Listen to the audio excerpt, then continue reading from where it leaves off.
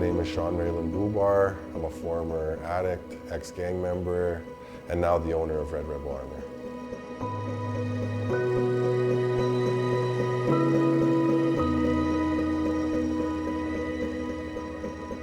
When I was a child, I was raised by a single mother.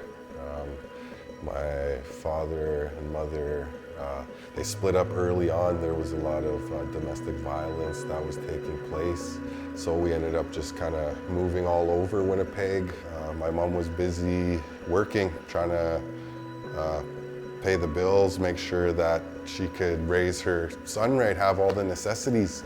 But it wasn't good enough, and I say that not to put any diss on my mom or anything like that. It's just that the environment that I was being raised in, you know, growing up around gangs, seeing a lot of drugs, alcohol, I mentioned domestic violence. Seeing that domestic violence, that affected me. I didn't realize that it affected me though, because I thought that was normal. I thought this is how you're supposed to treat women. These are relationships. Seeing my uncles and cousins and their relationships and seeing all that domestic violence, it was like, okay, well, that's how it's supposed to be. But no, that wasn't.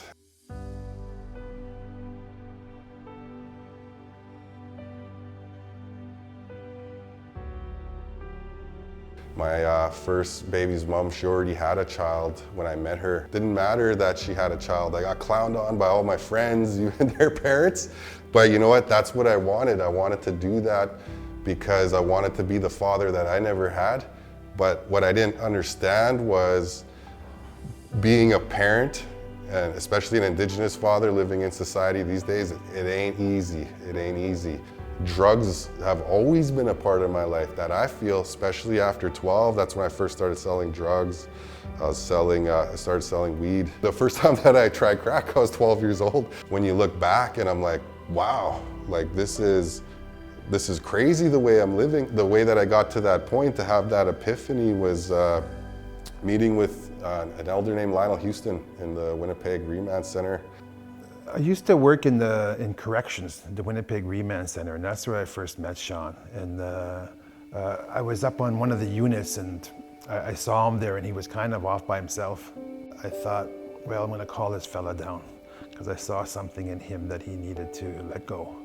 So I called him to my office and that's how we started to meet. From that point on, that's when I started to teach him about who we are as Anishinaabe people. You know, so one of the things that I had to do first in order to gain his trust was to make him feel like he belonged. I saw something in him, you know, something different. And I guess with the many ways that I spoke to him, I would make him think. I'd make him discover that answer rather than me give him the answer. And I think that's what empowered him. One time I asked him, the road that you're on now, where does that lead? You know, what's gonna happen? Like, I mean, at the end of the road, you know? And so he said, He was like, well, that's easy, fucking jail or fucking dead. And he's like, okay, now tell me about that good road. And I said, I don't know, get a license, I guess, and get legit. I don't know, I can't see it. He didn't come up with an answer. He couldn't. How could he? He's never been on that road, right? But he took it upon himself to go discover that, you know, and I think that's where he started to learn a lot about himself, you know, because I kept pushing him into those areas where he could find that answer. Right? So that empowered him. Some of the things that I had to work through was just challenging my own beliefs. Why was I reacting the way I was to certain things? Why I was behaving the way I questioned everything. And when I started thinking that way, I might cry a little bit because I never thought of our people like that, if that makes sense. Just because, like, I guess growing up, I'm half English, I'm half Anishinaabe. Like, where do I fit in? And fit in with the white guys or the native guys? So it's like meeting with Lionel and having him just talk about our people in a good way. Just really, really made me want to change anyway. So after learning of who are people, how they conducted themselves, I was able to like create this vision of a person that I wanted to be. And so I still work towards that every day.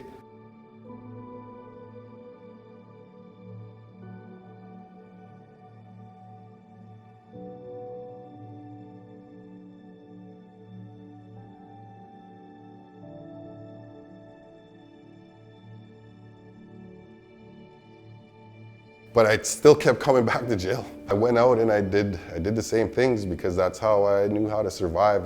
For me, it was always selling drugs or robbing people.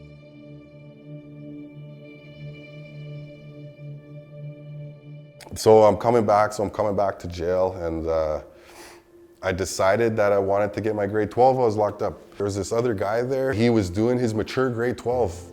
I'm like, how do you do that? And he's mentioned to me, the school was Turtle Mountain Indigenous Institution. He said, reach out there, and I got my mature grade 12 in there. And so I'm going back home. I have my family. I have my third baby mom now, and we want to do things right. So I'm working, and I'm like, man, I need to find a way to make more cash. We got kids, we need to figure this out. So I went on to the internet. I found the Social Innovation and Community course at Red River, and I started reading through that at the description, and they talked about using business skills to help your community. Okay, this is perfect because here I am, I have all these skills, and I know I do, but I only know how to use them for the negative way. So maybe I could learn something here. Maybe I could become something. Maybe I could be that person that I talked about earlier. So I ended up applying for Red River. I was waiting to be accepted, but during this time that I was out, I was attending sharing circles every Wednesday. I contacted Lionel again. I said, hey, I'm out, I want to try something different. So I got invited to a Sundance meeting, and me and my partner decided to pledge. And during that time, we quit weed, we quit alcohol. Those were the biggest things, because when I did first get out, I went back to my old ways right away. So I continued with that. I got accepted into school I actually got funding from my band. I gave myself to the program. During this whole time too, when I'd go home, I was working on my side hustle. At night, be up there till like 4 or 5 in the morning working on my website. That's how I learned how to make nice websites, is just on YouTube. I learned graphic design, web design, I learned marketing. I'm still on there learning all kinds of things. Whatever my business needs, I'll go learn it. I'll go learn it so I could bring it back and we could keep this thing rolling.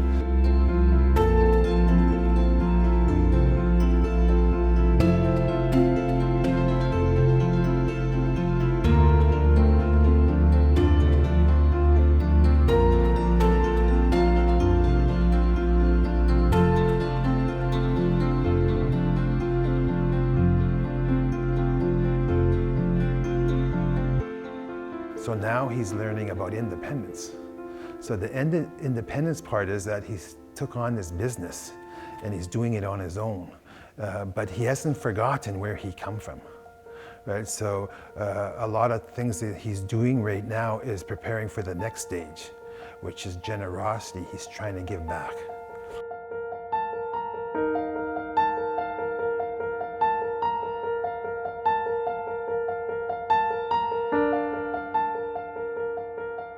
Life before I came to Red Rebel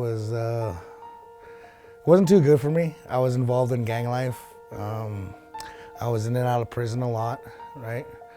But growing older, I realized I can't continue to live like that anymore. I got children I need to take care of, right? I'm getting older now. I decided to change my life, and coming to work every day is what changed everything for me, because back then I never had that before. All I knew was get out, sell drugs,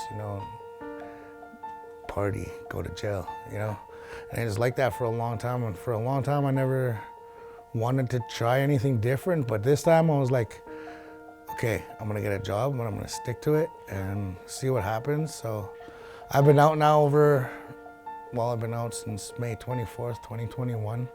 I have no runners with the law. I'm on a program currently.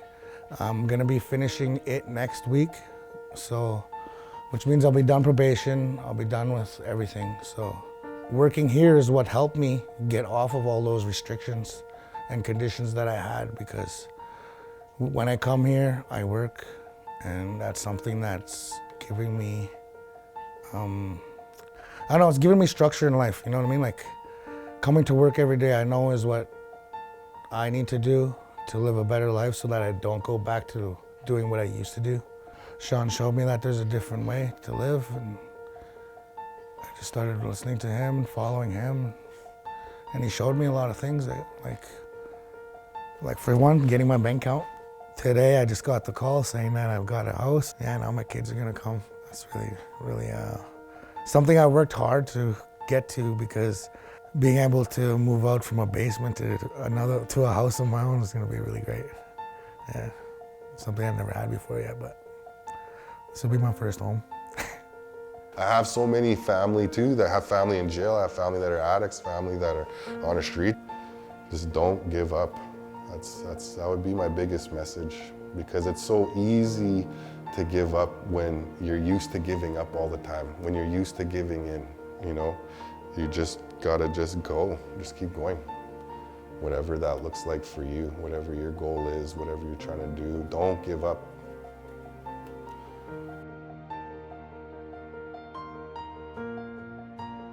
Man, the support that we've been getting for Red Rebel Armour, I can't believe it. It's like a dream I keep waking up to. The fans, for sure, that are buying our products, man, like, I'm just completely grateful for everyone that's been on my journey. The team that I have now, these are people from my life too. I'm so happy that they're there, that they believed in me to want to participate in this as well, right? Because just 4 years ago, I just got out of jail. Like, is that someone you want to trust, right? But they're trusting me now. So that's how I know that, you know, I'm on the good path too, that my community sees it, and that they're just, yeah, it's just nothing but gratitude for them. And that's why I live my life the way I do. I don't want to get in trouble. I don't want to do any of that no more. I want to take care of my kids. I want to, you know, be a good role model for whoever that needs it, right? So just nothing but gratitude. That's how I pay it back.